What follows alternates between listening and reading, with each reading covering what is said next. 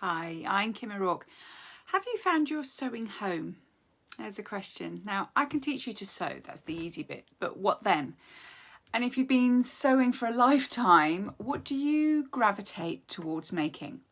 What I'm talking about is finding your sewing home. You see, all of us stitchers find our pleasure and fulfilment in our crafty makes. And many of us have this whole bunch of skills that we can turn our hand to, can't we? But I think your real joy and the real place where you can find yourself is in your sewing home. When I first learned to sew 100 years ago, my mum taught me to make cushions and curtains. Cushions are quick and easy, we've all got lots of those, but to me, curtains leave my brain in a complete fog.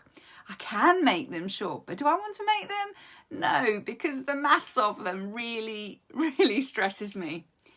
But you may absolutely adore curtain making. What about dressmaking and tailoring? Well, many moons ago, a friend and I went on a beginner's dressmaking course, and all I can say is that I still haven't finished that first long line jacket that I started making, while she fell in love with the whole process of dressmaking and now makes stunning couture pieces. Can I make clothes? Well, yes, I can. But I never feel that confident, and for me anyway, it takes too long.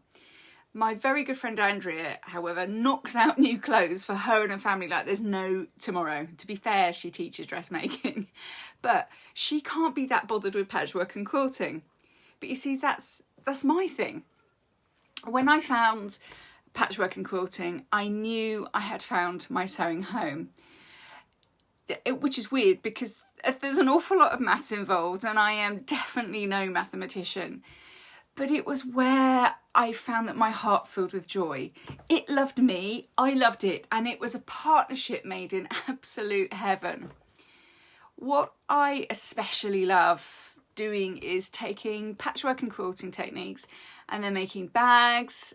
I love modern designers, I love strong geometric designs, and I love Celtic applique using bright modern colours. But that's just me. What about you? Have you ever thought about where your sewing home is? What aspect of sewing fulfills you, that nurtures you, fills you with joy and love and excitement and helps you to find yourself? I think if you find that place, find your sewing home, that's where you need to be. And you will forever have found your happy place. Thanks for watching.